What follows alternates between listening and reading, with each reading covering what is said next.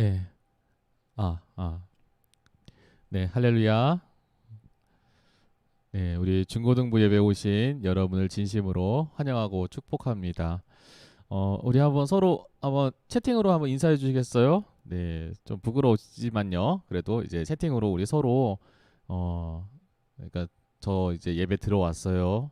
지금 이 예배 현장 가운데 우리 지금 함께하고 있습니다를 우리가 서로 서로 좀 이렇게 인사로 우리가 축복하는 시간 가졌으면 좋겠습니다. 한번 올려주시겠어요? 네, 어느 분들이셨고요. 네, 지연이 안녕하세요. 네, 반갑습니다. 네, 광호, 네, 반갑습니다. 네, 다시 한번 환영하고 축복합니다.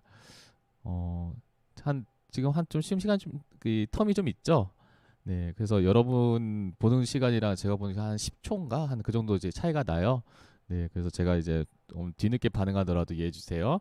네, 우리 현석 선생님, 네, 환영하고 축복합니다. 네, 가은이, 네, 반갑고요. 네, 성수, 네, 네, 제때 들어오셨네요. 아주 훌륭합니다. 아, 네, 최철우 목사님, 네, 환영하고 축복합니다.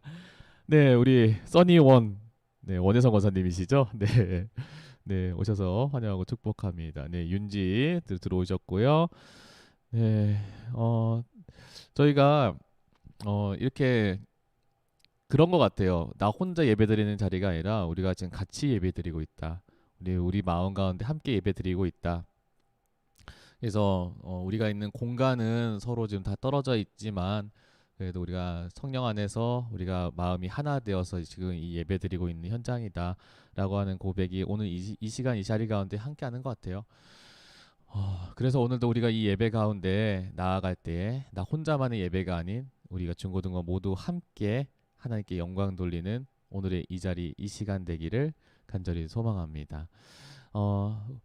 이 시간 우리 함께 사도신경으로 우리의 신앙을 고백하도록 하겠습니다. 나는 전능하신 아버지 하나님 천지의 창조주를 믿습니다. 나는 그의 유일하신 아들 우리 주 예수 그리스도를 믿습니다. 그는 성령으로 잉태되어 동정녀 마리아에게서 나시고 본디오 빌라도에게 고난을 받아 십자가에 못 박혀 죽으시고 장사된 지 사흘 만에 죽은 자 가운데서 다시 살아나셨으며 하늘에 오르시어 전능하신 아버지 하나님 우편에 앉아 계시다가 거기로부터 살아있는 자와 죽은 자를 심판하러 오십니다. 나는 성령을 믿으며 거룩한 공교회와 성도의 교제와 죄를 용서받는 것과 몸의 부활과 영생을 믿습니다. 아멘. 이 시간 함께 하나님께 찬양하도록 하겠습니다.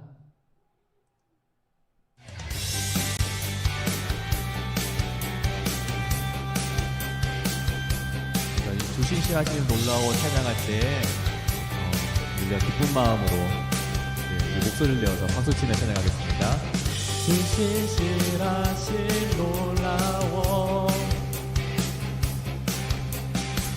죄인의 마음 흔드네 자비의 물가로 인도하시니 그 무엇도 끊지 못해 주여 기억하소서 주 백성 자녀들 신실한 주님의 약속 주님의 은혜 내게 넘치네 나를 향한 주 은혜 공의와 사랑 놀라워 약한 자 들어쓰시네 구원의 노래로 인도하시니 만백성 함께 찬양해 주여 기억하소서 주 백성 자녀들 진실한 주님의 약속 주님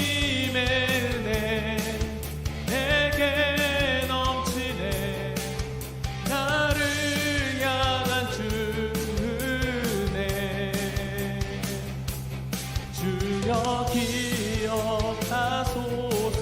주 백성 자녀들 신실한 주님의 약속. 주여 기억하소서. 주여 기억하소서. 주 백성 자녀들 신실한 주님의 약. 다시 한번 고백합니다. 주여 기억하소서. 주여 기억하소서. 주 백성 자녀들 신실한 주님의 약속. 주님의 은혜 내게 넘치네. 나를 향한 주 은혜. 주님의 은혜 내게 넘치네. 나를 향한 주 은혜. 주님의 은혜 내게 넘치네. 나를 향한 주 은혜. 할렐루야. 하나님께 영광의 박수 올리겠습니다. 아멘. 이 시간 우리 죄송해요. 네, 이 시간 우리 이번 주부터 저희가 지금 영상으로 우리 친구들 기도를 받아서 우리가 함께 고백하는 시간인데요. 오늘 첫 주인데 우리가 아마 비대면으로 할 때 이렇게 제가 이제 기도를 부탁을 드릴 거예요. 그래서 우리가 함께 이게 마음을 모아서 기도하는 시간 갖도록 하겠습니다. 오늘 이제 첫 주인데요. 네, 우리 김효원 우리 학생 대표로 우리 기도 인도해 주시겠습니다. 하나님, 2021년도가 밝았습니다. 작년 한 해는 코로나19 때문에 많이 힘들었는데 올해는 코로나19가 얼른 종식되어서 서로 얼굴 마주보고 예배드릴 수 있는 한 해가 될 수 있도록 도와주세요. 집에서 예배드리는 중고등부 친구들과도 함께 해주셔서 이번 한 주도 주님의 말씀 안에서 살아가는 주님의 자녀가 될 수 있도록 도와주세요. 예수님의 이름으로 기도했습니다. 아멘. 네, 아멘. 네, 네, 하여튼 네, 대표로 우리 올해 회장님이죠. 우리 김효원 학생이 기도를 해주셨는데, 네, 딱, 네, 더도 말고 덜도 말고 기도는 딱 요 정도 하시면 될 것 같아요. 네, 기도라고 하는 게 너무나 뭐 거창하고 긴 게 하는 게 아니잖아요. 기도는 대화인데, 그래서 우리가 하나님 앞에 대화하는 이 기도의 자리가 여러분 부담스럽지 않고 우리가 하나님 앞에 정말 기쁜 마음으로 그리고 설레는 마음으로 이 기도의 자리 가운데 동참하였으면 좋겠습니다. 네, 이 시간 우리 함께 하나님의 말씀 보도록 하겠습니다. 오늘 말씀은요, 누가복음 5장 1절에서 11절입니다. 누가복음 5장 1절에서 11절 말씀 제가 봉독하겠습니다. 무리가 몰려와서 하나님의 말씀을 들을새 예수는 게네사렛 호숫가에 서서 호숫가에 배 두 척이 있는 것을 보시니 어부들은 배에서 나와서 그물을 씻는지라.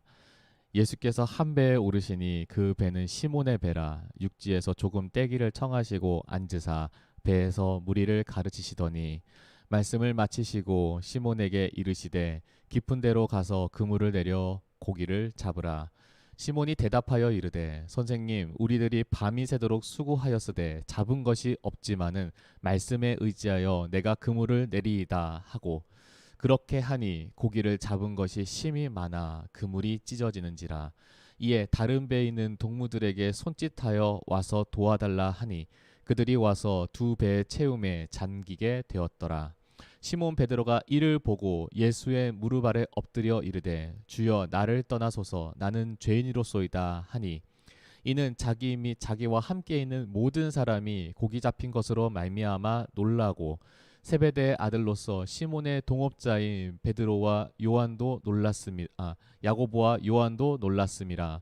예수께서 시몬에게 이르시되 무서워하지 말라 이제 후로는 내가 사람을 취하리라 하시니 그들이 배를 육지에 대고 모든 것을 버려두고 예수를 따르니라. 아멘. 네, 오늘 말씀의 제목이요. 하나님의 은혜를 대하는 우리의 자세라고 하는 제목으로 우리가 하나님께 나아가도록 하겠습니다. 지난 시간 말씀을 함께 다시 한번 이어가려고 합니다. 지난 시간 우리가 미라클, 기적에 대한 말씀을 우리가 보게 되었는데 기적이라고 하는 것은 결국은 인간의 상식과 인간의 지식으로 설명할 수 없는 것이기 때문에 이제 기적이다라고 하는 얘기를 하죠. 근데 이 기적이라고 하는 거 사실은 하나님의 권능 아래에서는 주권 아래에서는 그 모든 것들이 기적이 아니라 하나님 앞에서는 다 상식이라고 하는 얘기를 드렸습니다. 그러나 중요한 건 뭡니까? 그 하나님 앞에서 상식이지만 우리 안에서는 그것은 우리의 힘과 우리가 가진 것으로는 불가능하기 때문에 우리가 이 기적이라고 하는 것은 세상적인 눈으로 봤을 때는 기적이지만 우리가 하나님의 관점에서 봤을 때는 하나님의 능력이고 하나님의 역사하심을 우리는 기적이라고 얘기하는 거죠.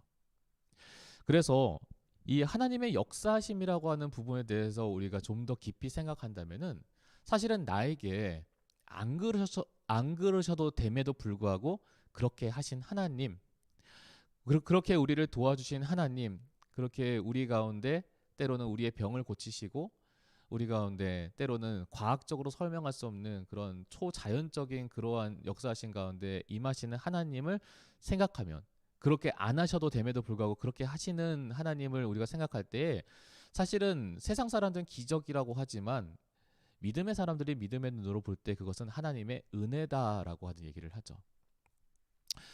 다시 한번 기억했으면 좋겠습니다. 이 은혜라고 하는 단어는 그냥 단순히 우리가 예배에서 감동받은 것, 그냥 그럴 때 은혜 받았다 그렇게 얘기하는 게 전부가 아닌 것 같더라고요. 이 은혜라고 하는 것은 결국은 하나님께서 나에게 안 주셔도 됨에도 불구하고 나에게 주신 것을 은혜라고 얘기하는 거죠. 그래서 이 은혜를 또 다른 말로 얘기하면 하나님의 사랑이라고 얘기합니다. 그래서 하나님께서 우리에게 보여주신 그 대표적인 사랑이 바로 예수님이 이 땅에 오셔서 우리를 위해서 우리의 죄를 위해서 우리의 죄를 대신 갚아주시기 위해서 십자가에 달려 죽으신 사랑을 우리는 하나님의 은혜라고 얘기하는 거죠. 그래서 궁극적으로 우리가 정말로 이것이 하나님의 은혜이고 이것이 우리의 믿음의 눈으로 봤을 때 세상 사람들의 상식에서는 아니라고 할지 모르겠지만 믿음의 사람의 눈으로 봤을 때 이게 정말 기적이라고 할 수 있는 게 바로 예수님이 우리를 위해 십자가에 달려 죽으심으로 우리의 죄를 대신 갚아주신 거죠. 왜냐하면 그렇게 안 하셔도 되는 하나님께서 그렇게 하심으로 말미암아 우리의 영혼을 다시 살리셨기 때문입니다. 할렐루야. 그러한 믿음에서 본다면 모든 것이 다 하나님의 은혜인 거죠. 세상 사람들이 설명이 안 돼서 기적이라고 얘기하는 것이지만 우리가 봤을 때는 그것이 다 하나님의 은혜인 것입니다. 그래서 오늘 말씀의 제목이요. 하나님의 은혜를 대하는 우리의 자세라고 하는 제목입니다. 왜냐하면 이런 종종 여러 가지 사건들을 봅니다. 근데 그런 사건들 중에 때로는 우리가 과학적으로 또 설명이 안 되는 그런 사건들을 보면은 이게 어떻게 될까 가능한가에 대해서 이제 논할 때 이제 기적이라는 얘기를 한다 했잖아요. 근데 그거를 보면은 그렇게 경험하는 사람들 중에 하나님을 아는 사람도 있는데 하나님을 믿지 않는 사람들도 그러한 일을 경험을 하더라고 하는 겁니다. 그래서 하나님께서 은혜를 베풀어 주시고 하나님께서 때로는 말로 글로 설명할 수 없는 방법으로 이제 사람들을 도와주실 때에 그냥 단순히 믿는 사람만 그렇게 하는 것이 아니라 믿지 않는 사람에게도 그렇게 하는 경우들이 더러 있죠. 그렇기 때문에 우리가 세상 사람들에 대해서 이분법적으로 생각을 피하셨으면 좋겠습니다. 무슨 얘기냐면 아주 단순해. 나는 교회를 다녀. 나는 예수님을 믿어. 그러니까 나는 하나님께 복받을 사람이야. 이렇게만 생각을 하고 쟤는 예수님을 믿지 않아. 하나님을 몰라. 그러니까 저한테는 하나님의 은혜가 하나님이 얘를 도와주지 않으실 거야 라고 하는 그런 딱 잘라가지고 이분법적인 생각을 피하셔야 된다는 거죠. 왜냐하면 하나님은 믿는 우리도 사랑하시지만 아직 하나님 품에 돌아오지 않는 이들도 동일하게 사랑하고 계시기 때문이에요. 그래서 예수님께서 복음서에 누가복음 15장에 동전 한 입의 비유나 잃은 양의 비유나 탕자의 비유에서 나온 얘기가 뭡니까? 하나님을 알아서 하나님 품에 돌아온 이들을 귀하게 여기시지만 더불어서는 그러지 못하고 잃어버린 영혼도 하나님께서 너무나 사랑하시고 귀하게 여기시기 때문에 그들이 하나님을 모른다고 하더라도, 그들이 하나님을 알지 못한다고 하더라도, 그들이 예수 그리스도의 구원의 은혜를 믿지 않는다고 하더라도 하나님께서는 때로는 그들을 긍휼히 여기시고 도와주신다는 거죠. 그래서 우리가 무조건 하나님 믿으면 복 받는다가 아니라 하나님 모르는 사람들도 하나님께서는 그들을 불쌍히 여기시고 긍휼히 여기시는 하나님이시라고 하는 것을 우리의 눈을 들어서 우리의 시각을 넓혀야 된다는 거죠. 그런데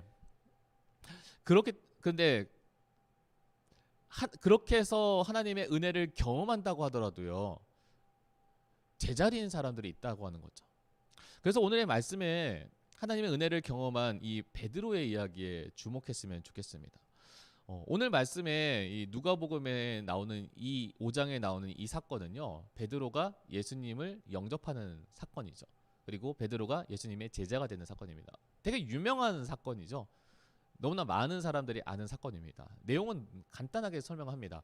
예수님께서 사람들에게 말씀을 가르치시고 나서 이제 가르치시고 있었어요. 근데 거기가 이제 바닷가였던 것 같아요. 그래서 바닷가에서 말씀을 가르치시고 나서 이제 저기서 이제 어선이 이제 고깃배죠. 고깃배가 이제 찬찬찬 이제 바닷 해안가로 다시 들어와서 이제 정리하려고 하는 상황이었습니다. 그때 말씀을 마치시고 나서 예수님이 갑자기 그 배에 타신 거예요. 근데 그 배가 누구의 배냐면 바로 이 베드로의 배였던 거죠. 그리고 이제 고기를 잡으러 이제 나아가자라고 하는 거죠. 그런데 어부인 베드로의 입장에서 봤을 때 지금 자기가 이 배에 타서 그물을 내려가지고 그물을 내린다고 하는 것은 헛수고라고 하는 것을 너무나 잘 안 거죠.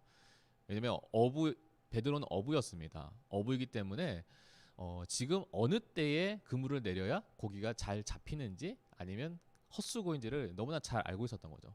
근데 예수님이 배에 오르셔가지고 그물을 내릴 그 시기에는 아무리 어부인 베드로의 입장에서 생각해 봤을 때 그것은 이제 고기를 잡을 수 없는 상황이라는 시간이라고 하는 것을 베드로는 그의 상식적으로 너무나 잘 알고 있었어요. 근데 오늘 말씀에 베드로는 뭐라고 얘기하냐면요, 이렇게 얘기합니다. 선생님, 우리들이 밤이 새도록 수고하였으되 잡은 것이 없지만은, 이미 지금 베드로는 밤새도록 수고한 거예요. 밤이 새도록 지금 고생해가지고 그물을 내려가지고 했는데 아무것도 잡은 것이 없다고 하는 거죠. 잠깐 우리가 이 장면만 한번 생각을 해봅시다. 여러분이 밤새도록 뭔가를 고생을 했어요. 뭔가를 위해서. 근데 아무것도 이룬 게 없어. 여러분 마음 가운데서 어떠실까요? 기쁘실까요? 나 그래도 밤새 고생했으니까 괜찮아. 졌지만 잘 싸웠어. 이런 느낌일까요? 아니, 그런 느낌보다는 저는 좀 복합적일 것 같아요. 일단은 아무것도 얻은 게 없어가지고 내 자신에 대해서 실망할 겁니다. 그럴지도 모르겠어요. 실망하면서 동시에 왜 내가 이러지 못했을까에 대해서, 내가 이렇게 왜 수고했지만 거두지 못한 것에 대해서 어쩌면 내 스스로에게도 자학할지도 모르겠어요. 더불어서 육신은 어떻습니까? 밤새도록 수고했거든요. 그물을 내렸다가 올렸다, 그물을 내렸다 올렸다 하는 일, 체력적으로 봤을 때도 굉장히 힘든 일입니다. 근데 그 일을 밤새도록 한 거예요. 그래서 밤이 따뜻합니까? 춥죠. 그러니까 추운 바람을 맞으면서 밤새도록 그물을 내리고 올리고를 반복했던 베드로인데, 근데 아무것도 잡지 못하고 이제 해변으로 돌아온 거예요. 그러면서 이제 밤새 이제 일을 했기 때문에 이제 뭐가 뜹니까? 해가 뜨는 것까지 보는 거예요. 여기서 정말 공감 안 되는, 우리 중에서 진짜 이거 공감하시는 분이 아마 거의 없을 텐데, 군대에서 이제 거의 행군할 때 보면 이제 밤새거든요. 밤새 이제 걸을 때가 있어요. 네, 제가 말씀드렸죠. 공감하지 못할 거라고. 근데 이제 밤새 그렇게 걸으면요, 언제가 제일 힘드냐면 깜깜할 때는 별로 힘들지 않아요. 근데 깜깜할 때는 이제 밤이구나 하고 이제 하다 보니까 별로 힘들지 않은데 언제 힘드냐면 해가 뜰 때 힘들더라고요. 근데 그때부터는 이제 체력이 몇 배나 더 빠져나가는 듯한 그런 느낌이 드는 거예요.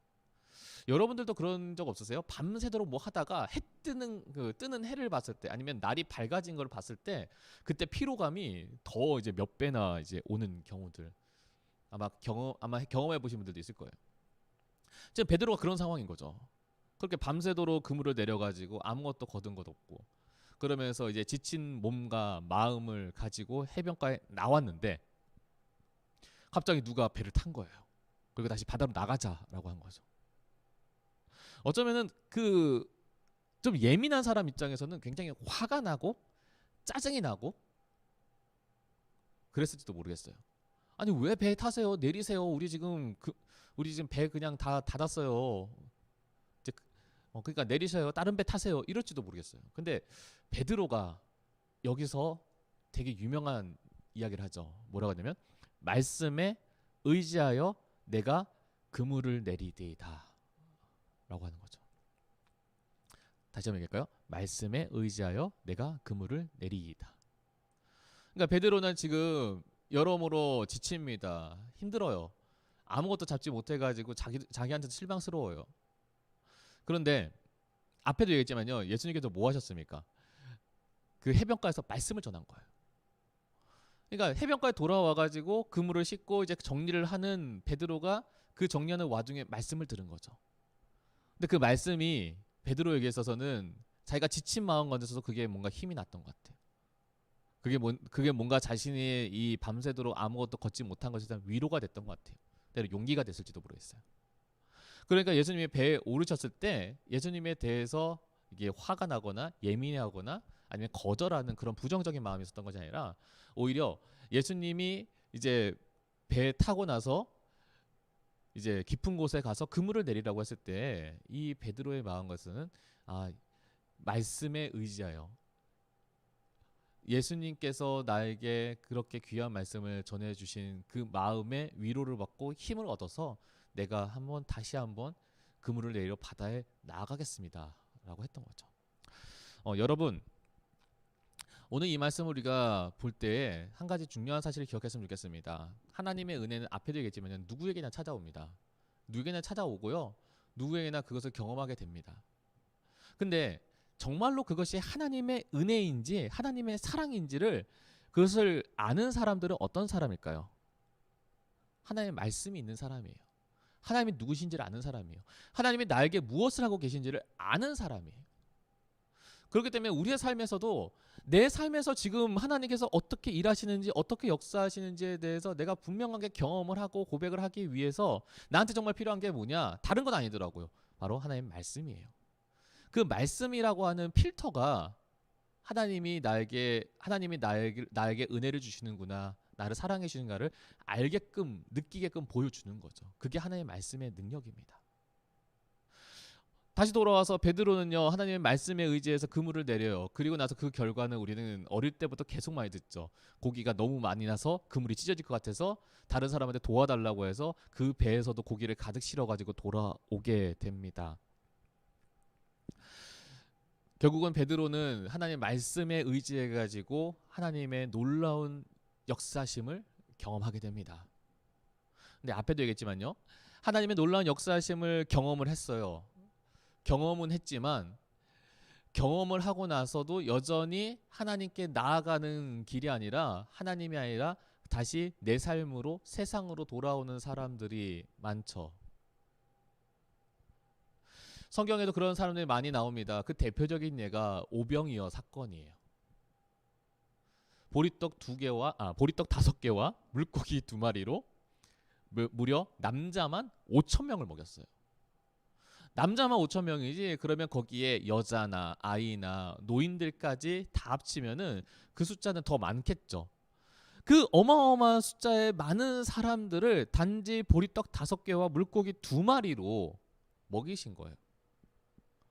그러한 놀라운 기적을 경험하고 나서 그러면 그렇게 경험했던 그들이 그것을 통해서 예수님이 정말로 하나님의 아들이시구나, 정말 하나님께서 우리 가운데 놀랍게 역사하시는구나, 일하시는구나, 정말 우리가 예수님을 믿고 따르면은 그분의 제자가 되면은 정말 우리가 하나님의 나라와 영광을 위해 살면은 그것이 우리 인생 가운데 중요한 일이겠구나. 그것을 깨달았을까요? 죄송하지만 예수님께서 그들에게 떡과 물고기를 나누어 주시고 그들을 먹이고 나서 그들에게 말씀을 가르치세요. 내가 생명의 떡이라고 했어요. 그런데 그들 중에 그것을 그대로 받아들이는 것이 아니라 오히려 그것을 거부하고 받아들이지 못하는 사람들이 그 중에는 대다수였다는 거죠. 무려 남자만 장정만 5천 명이 경험한 기적인데도 불구하고요. 하나님께 돌아오는 사람들은 예수님의 제자가 된 사람은 많지 않았다는 거죠. 그래서 오늘 말씀이 참 재밌는 것 같아요. 왜냐하면 베드로는 예수님을 만나고 나서 어떻게 됩니까? 그는 더 이상 어부가 되지 않았어요.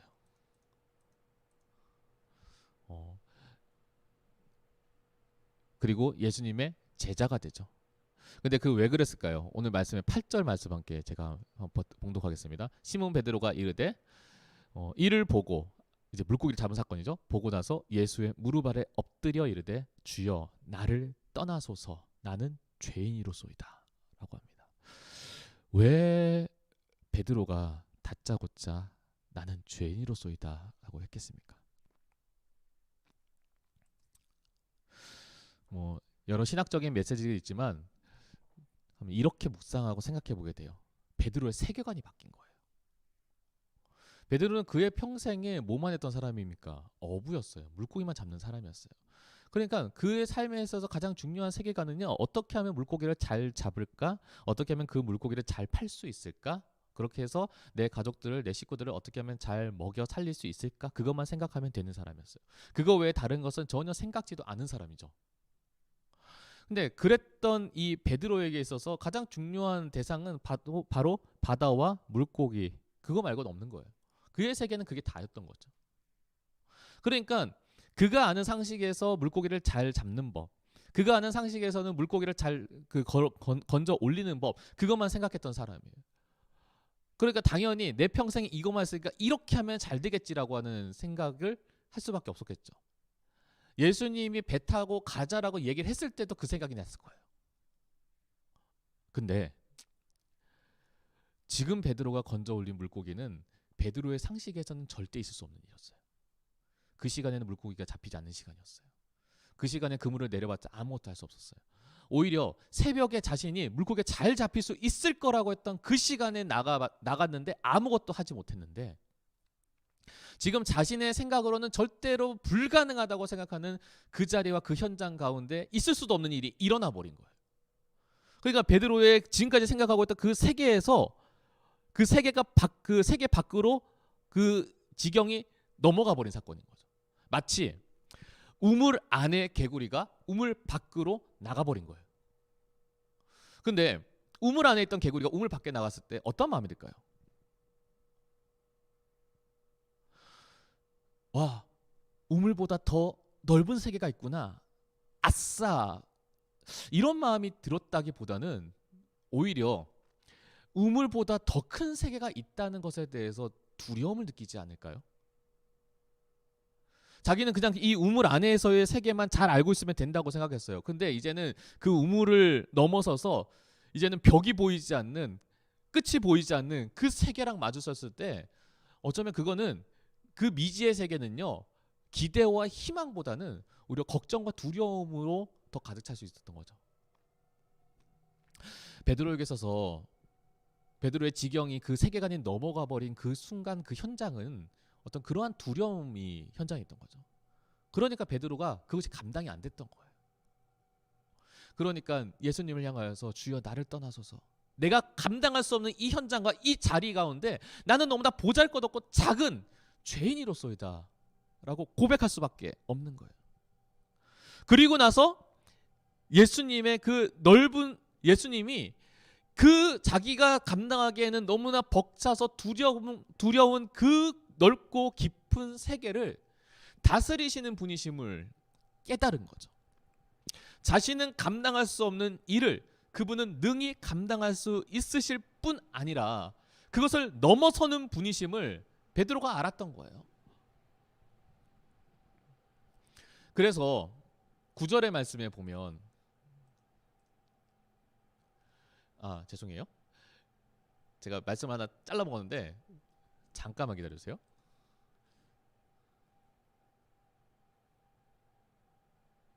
네. 요 말씀 먼저 볼게요. 네. 예수님께서 뭐라고 얘기하냐면 시몬에게 이르시되 베드로에게 이르시되 무서워하지 말라 이제 후로는 내가 사람을 취하리라 하시니라고 예수님께서 베드로를 제자로 부르십니다. 근데 그 제자로 부름을 받은 베드로가 그렇게 해서 어떻게 했을까요? 그 말 이제 결론이 11절이죠. 그들이 베드를 육지에 대고 모든 것을 버려두고 예수를 따르니라. 베드로와 이제 함께했던 야고보와 안드레가 어떻게 합니까? 그물을 버려두고 배를 버려두고 그렇게 쌓아놓는 물고기를 다 버려두고 예수님을 쫓았다라고 하는 거죠. 결국은요, 예수님을 만나고 나서 베드로는 그렇게 많은 물고기를 낚고 나서 베드로는 그 모든 물고기를 가지고 물고기를 잘 팔아서 그 부자가 되는 그러한 스토리로 결말을 맺는 것이 아니라 그 모든 것을 다 버려두고 예수님을 쫓아간 거예요. 앞에 얘기했지만 자기가 이제 감당할 수 없는 그 세계와 그 상황들을 봤을 때 결국은 내가 따라야 되는 것이 내가 가지고 있는 물고기 잡는 기술이 아니었고 내가 평생 어부였다고 하는 그 직종이 아니었고 배가 아니었고 그물이 아니었고 예수님이었다라고 하는 거죠. 왜? 그분만이 이 모든 것들을 다스리고 인도하시는 유일한 분이심을 베드로는 알았던 거예요. 가끔 영화나 만화나 소설 보면은 이게 뭐 장르는 아닌데 그런 종류의 이제 클리셰로 많이 나오는 스토리들이 있죠. 가끔 보면 이제 요즘 특히 판타지 영화에서 많이 나오죠. 판타지 영화나 뭐 만화나 요즘 웹툰이나 뭐 소설 이런 거 보면은 무슨 얘기를 하려고 하냐면요. 아마 한 번쯤은 이 단어 들어보셨을 거예요. 먼치킨. 네, 치킨 아니고요. 네, 그냥 그 닭고기 아니에요, 여러분이 아는. 네, 그 먼치킨이라고 하는 류의 장르를 아마 아시는 분 아실 거예요. 아마 만화나 소설 좋아하시는 분들이 많이 아시겠죠. 뭐냐면은 다른 사람들은 다 그냥 비범한데 주인공만 유독 이만큼 센. 그래서 아무리 그 상대편이 강해도 이제 주인공이 이만큼 세니까 걔 한번 등장하는 것으로 모든 것이 그 상황이 끝나는. 근데 그러한 소재를 가지고 하는 소설이나 만화들 아니면 이제 영화들 아마 덜어 보실 겁니다. 그러니까 주인공이 너무 센 거예요. 근데 그 주인공이 너무 강해가지고 시원시원하게 하는 전개를 너무 좋아해서 사람들이 그런 장르를 그런 류의 소재를 좋아하시는 분들이 이제 많은 걸로 알고 있어요. 근데 그런 류의 이야기들을 보면은 언제가 극 중에서 가장 긴장감이 고조로 극에 달하냐면요. 간단하죠. 극 중에서 주요 인물들이 가장 불안해지는 시기인 거죠. 예를 들면 이제 악당이 굉장히 힘센 애가 쳐들어왔어요.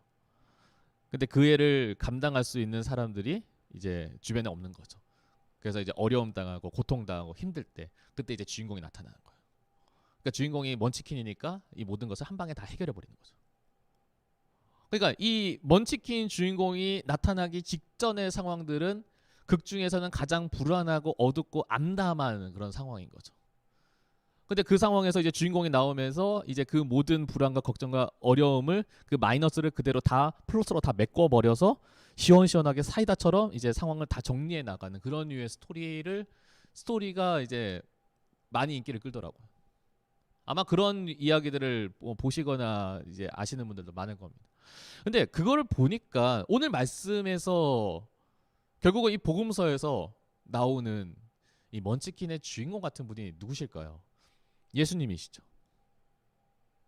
모든 상황 가운데에 얽매이지 않고 구속되지 않고 그걸 넘어서서 그것을 다스리시고 그리고 그것을 심지어는 죽음조차도 이겨 나가시는 자연 만물에 있어서 어부의 상식으로 넘어서는 말도 안 되는 그런 불가능한 일도 예수님 앞에서는 가능한 것이고 심지어는 어부인 자신이 배를 끌고 바다에 나갔을 때 감당할 수 없는 태풍을 만나고 폭풍을 만났을 때 자신이 죽게 되었노라고 했을 때 예수님은 말 한마디로 모든 걸 정리하시고 심지어는 십자가에 달려 죽으셔서 모든 것이 끝나서 실망 가운데 자기 고향으로 돌아갈까를 고민하고 있을 때에 부활하셔가지고 그들로 하여금 정말로 하나님의 아들이심을 보여주신 그 예수님이야말로 이 세상 가운데 사람들이 감당할 수 없는 지경의 삶에서 그것을 넘어서는 분이 바로 예수님이셨던 거죠. 그러니까 그것을 베드로는 처음 예수님을 만났을 때 직감했던 거예요. 아, 저분을 따라가는 게 내 인생 가운데 내가 감당할 수 없는 이 두려움의 세상 가운데 넘어서는 길이구나. 우리도 똑같습니다. 우리도 베드로와 똑같아요. 아니, 정확히 말하면 우리도 베드로와 똑같은 고백을 해야 돼요. 뭐냐? 우리는 예수님이 없으면 안 된다. 한번 고백해 보겠습니다. 여러분 한번 저를 따라서 고백해 주시겠어요? 바꿀게요. 나는 예수님이 없으면 안 된다. 다시 한번 얘기할까요? 나는 예수님이 없으면 안 된다. 우리는 이것을 늘 기억해야 됩니다. 그래서 오늘 이 말씀을 우리가 경험을 하면서 우리의 삶에서 때로는 말도 안 되는 기적을 아직은 경험하지 못하신 분들이 있을지도 모르겠어요. 근데 말도 안 되는 기적했을 때 사실은요, 우리가 이렇게 예배드리는 것도 저는 기적이라고 봐요. 왜냐하면 딱 진짜 10년 전만 하더라도 이렇게 예배드릴 수 있는 환경이 안 됐죠. 지금처럼 인터넷이 고도로 발달하고 이제 개인이 방송을 이제 틀 수 있는 그런 상황이 되니까 이 모든 것들이 가능해진 거예요. 그러니까 이 코로나라고 하는 어려움이 닥쳐와서 우리가 모여서 예배드리지는 못하지만 그냥 지금 우리가 있는 자리에서 예배드릴 수 있는 환경이 만들어지는 거죠. 저는 이것도 기적이라고 봅니다. 왜냐하면 10년 전의 관점에서 봤을 때 이거는 상식적으로 불가능한 거예요. 그 당시로서는 뭐 방송을 하려면 고가의 장비가 있어야 되고, 네, 또 개인 사설 서버가 있어야 되고, 이제 그랬던 시절이거든요. 근데 지금은 그렇지 않잖아요. 어쨌든 그것도 자체도 이게 기적이 될 수 있는 거죠. 한파를 겪었습니다. 이번 주에도 정전이 나가지고요, 교회에서도 이제 장비가 고장이 나고 하면서 좀 어려움이 있었어요. 그런 생각이 들더라고요. 그 한파로 인해서 어려움을 겪었지만 그 어려움 때문에 내가 큰 해를 당하지 않은 것도 기적이 될 수 있어요. 주변에 이제 지구 우리 대한민국 밖에 이제 해외 여러 이제 소식들 중에 저는 이제 안타까웠던 소식들이 뭐냐면은 그런 소식들이 있더라고요. 정전이 나서 한파에 사람이 얼어 죽는 분들이 계시더라고요. 마음이 아픈 거죠. 어떤 분들은 가장 기본적으로 자신의 체온을 유지하고 보조할 수 있는 그 상황들이 갑작스럽게 예기치 못한 정전으로 해가지고 목숨을 잃는 경우들이 있더라고요. 그러니까 정전 때문에 사람이 죽을 수도 있는 상황이 되는 거죠. 그런 것들 생각하자면 우리의 삶에서 기적이라고 다른 사람들 봤을 때 기적이라고 설명할 수 있는 것들이 우리의 삶에서 참 많이 있는 것 같아요. 근데 앞에도 얘기했지만 사람들은 기적이라고 얘기했지만 우리가 볼 때는 그거는 하나님의 은혜인 거죠. 그리고 그 은혜를 우리 가운데 주시는 그 하나님이 내 아버지시고 내 생명 되신다는 것을 우리가 안다면은 결국 우리가 베드로의 고백처럼 우리는 주님을 떠나서는 살 수가 없는 것이죠. 그래서 오늘 말씀의 제목이 기적을 대하는 우리의 자세입니다. 우리가 알면 알수록 우리의 삶은 늘 항상 기적의 연속입니다.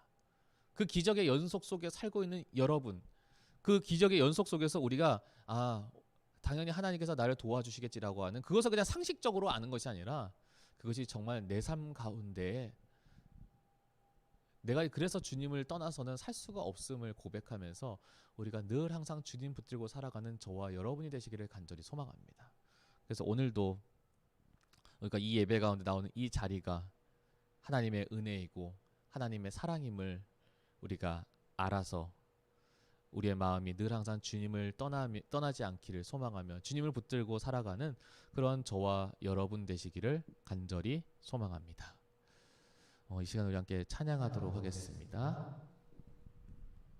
오늘 찬양이 꽃들도라고 하는 찬양인데요. 아마 가사를 보시면 아실 거예요. 이 찬양 부르면서 우리가 전심으로 하나님을 고백하며 하나님께 영광 돌리는 이 시간 되기를 간절히 소망합니다.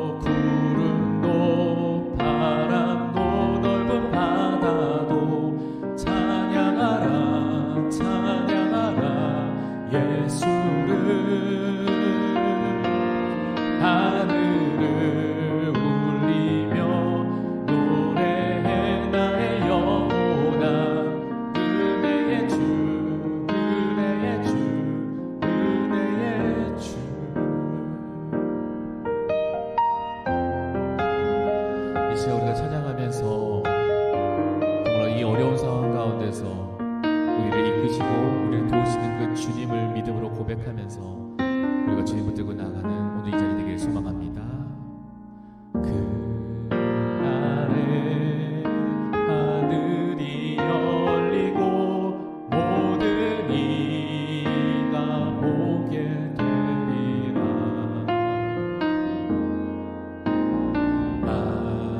마침내 꽃들이 피고 영광의 주가 오시리라. 꽃들도 구름도 바람도 넓은 바다도 찬양하라 찬양하라 예수를. 하늘을 울리며 노래해 나의 영혼아. 은혜의 주 은혜의 주 은혜의 주.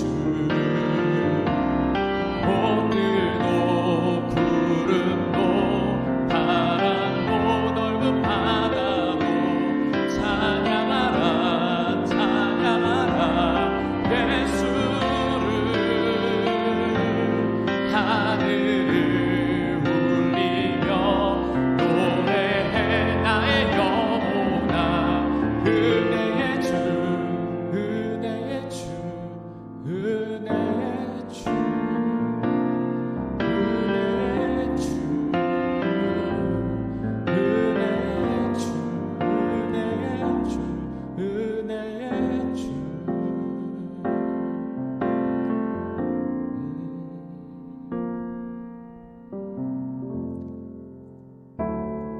이 시간 우리 함께 기도하며 하나님께 나아갔으면 좋겠습니다. 우리가 이 기도 제목으로 하나님께 나아갈 때에 먼저는 우리가 말씀에 의지해 하나님의 놀라운 역사심을 경험하도록, 더 나아가서는 그것을 통하여서 우리가 하나님을 붙잡고 하나님을 떠나지 않는 우리의 모습 될 수 있도록 기도했으면 좋겠습니다. 중고등부 친구들과 모든 선생님들의 삶을 이 코로나19 가운데 지켜주시고, 그리고 이 코로나19로 인해서 고통받는 모든 이들 가운데에 하나님의 사랑과 위로가 임할 수 있도록, 그리고 이 어려운 때가 속히 지나갈 수 있도록 하나님께서 정말 놀라운 기적같은 역사심이 임할 수 있도록, 그리고 2021년에 우리 중고등부 올해를 또 시작하고 있습니다. 이곳 가운데 하나님의 은혜와 사랑이 넘칠 수 있도록 우리가 함께 우리의 입을 열어서 목소리를 열어서 우리가 함께 기도하며 하나님께 나아가도록 하겠습니다. 함께 기도하겠습니다. 사랑하신 아버지 하나님, 주님의 사랑 가운데 은혜 가운데 우리를 사랑하시고 역사하여 주시옵소서.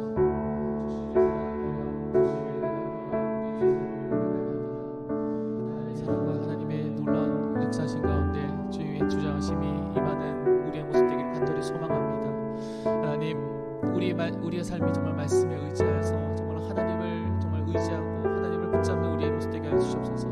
때로 내 삶 가운데 우리가 알지 못했던 너무나 많은 것들을 우리가 뒤돌아봤을 때 우리가 감사할 수밖에 없고, 정말로 하나님께서 내 가운데 함께 하셨음을 고백할 수밖에 없는 우리의 삶이 오니, 하나님 그 삶을 우리가 뒤돌아보면서 경험함을 통하여서, 그렇기 때문에 우리가 주님 없으면 살 수 없음을, 주님을 떠나서는 우리가 살 수 없음을, 주님을 의지하지 않으면서 우리가 살 수 없음을 고백하며 하나로 한 번 나아가는 우리의 인생 되게 하여 주시옵소서. 주님, 그리하여서 정말로 저희들이 정말 주님을 떠나지 아니할 때에 그 안에 생명이 있고, 그 안에 우리의 삶의 위로가 있고, 그 안에 우리의 삶 가운데 어두웠던 우리의 인생 길 가운데에 밝은 빛 되어주시는 분이 바로 주님이심을 우리가 알며 주님을 늘 항상 붙잡고 나아가는 저희 모든 믿음의 모습들 될 수 있도록 하나님의 은혜를 더하여 주시옵소서. 중고등 우리 모든 친구들 지금 한자리에 모여서 예배드릴 수 없지만, 그러나 그들이 있는 그곳이 어디든 간에 하나님께서 붙잡아 주시고 하나님께서 사랑하여 주시옵시고 하나님께서 은혜를 더하여 주시옵소서. 특별히 중에서 건강 지켜 주시옵시고, 건강에 대한 여러 가지 때로는 우리가 감당할 수 없는 상황이 아니라 마땅히 주께서 피할 길을 열어주시고, 마땅히 우리가 감당할 수 있는 하나님께서 하나님의 은혜가 임할 줄 믿사오니, 하나님 때로는 이 건강 문제뿐만 아니라 여러 가지로 정말 우리가 감당할 수 없는, 감당하기 너무나 힘든 그러한 문제들이 경험하고 있는, 겪고 있는 그러한 우리 친구들이 있다면 하나님께서 도우시고 함께해 주셔서 그들 또한 하나님에게 선하신 은혜 가운데 거하는 우리 친구들 모두가 되게 하여 주시옵소서. 또는 이 코로나19 사태로 인하여서 우리가 예배도 드리지 못하였지만 아버지 주변에서 많은 사람들이 이것으로 인해서 여러 가지 어려움과 고통 가운데 눈물을 흘리고 있는 그들의 모습을 주께서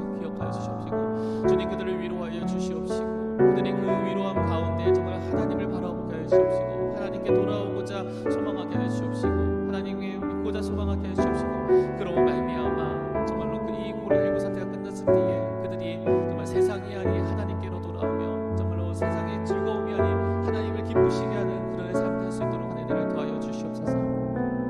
저희 중고등부에 있는 모든 이들이 그런 마음으로 올 한 해를 보내게 하여 주시옵소서. 2021년은 더 주님을 붙잡는 한 해 되게 하여 주시옵시고 2021년은 더 주님을 의지하는 한 해가 되게 하여 주시옵시고 2021년은 그래서 정말 우리가 믿음이 온전히 주님을 정하여지고 또 정하여지는 그러한 한 해가 되게 하여 주시어서 저희들의 올 한 해는 정말로 하나님 우리의 믿음 가운데 우리의 삶이 넘어서며 우리가 정말로 쌓아놨던 넘을 수 없는 우리의 세상적인 어려움 가운데 넘어서는 그러한 믿음의 한 해 될 수 있도록 하나님의 은혜를 더하여 주시옵소서. 그래서 저희들이 정말로 저희들이 이렇게 기도하며 하나님 예배합니다. 하나님 이 예배를 통하여서 저희 기도 받아주시옵시고 이 예배를 통하여서 더욱더 하나님 말 알아가는 저희 모습 되게 하여 주시옵시고 하나님의 능력을 구하며 하나님의 은혜를 구하는 저희 오늘 이 자리 이 시간 되게 하여 주시옵소서.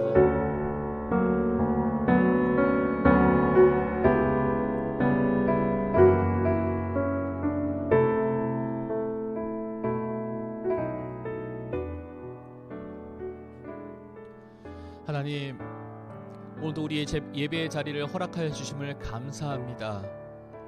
저들이 이 예배를 드림을 통하여서 먼저는 하나님의 은혜를 알게 하여 주시옵시고 그 하나님의 은혜 가운데 얼마나 큰 사랑으로 우리와 함께 하시는지를 여기는 모든 이들이 알게 하여 주시어서 그래서 우리가 늘 항상 주님을 떠나지 아니하고서는 살 수 없노라.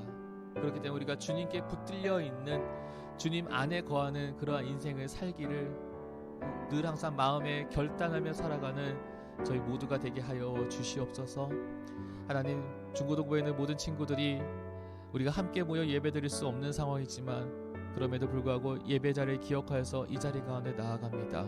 우리 친구들 중에서 함께 하여 주시옵시고 은혜 베풀어 주시어서 일평생 정말 주님만 바라보며 살아가는 우리 친구들 되게 하여 주시옵시고 이 어려운 때가 지났을 때에 하나님 우리가 환난 날에 주님께 영광 돌렸던 그 믿음 가운데 그 믿음이 우리의 자랑이 되고 하나님의 기쁨이 되는 저희 모두가 되게 하여 주시옵소서. 코로나19 사태로 인해서 여전히 고통당하고 어려움당하는 이웃들이 있습니다. 친구들이 있습니다. 하나님 그들 가운데에 하나님께서 외면하지 말아 주시옵시고 그들을 더욱더 하나님께서 사랑하여 주시옵시고 또한 하나님의 위로가 그들에게 임하게 하여 주시옵시고 여전히 신문과 매스컴을 볼 때마다 희망적인 것 같으면서도 여전히 아무것도 이루어지지 않은 이 팬데믹 상황 가운데 결국은 우리 모두가 하나님께서 도우시고 하나님께서 능력을 더하여 주셔서 이 모든 것이 해결해 나가셨음을 또한 그렇게 해결되는 것을 우리 모두가 바라보게 하여 주시옵소서. 그래서 올 한 해 더 주님을 만나는 한 해 되기를 소망합니다.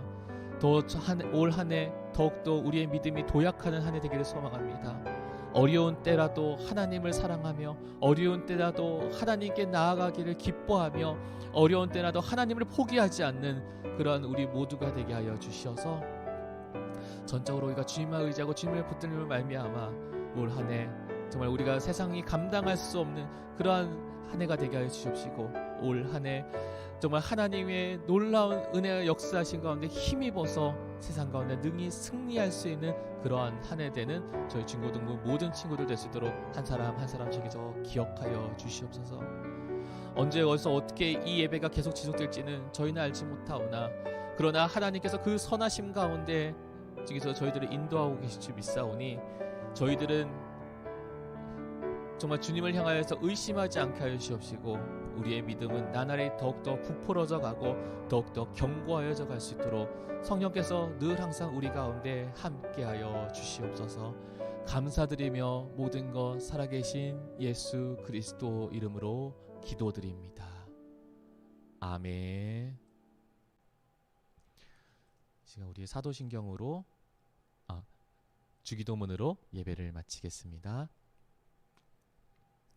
하늘에 계신 우리 아버지, 아버지의 이름을 거룩하게 하시며 아버지의 나라가 오게 하시며 아버지의 뜻이 하늘에서와 같이 땅에서도 이루어지게 하소서. 오늘 우리에게 일용할 양식을 주시고 우리가 우리에게 잘못한 사람을 용서하여 준 것 같이 우리 죄를 용서하여 주시고 우리를 시험에 빠지지 않게 하시고 악에서 구하소서. 나라와 권능과 영광이 영원히 아버지의 것입니다. 아멘.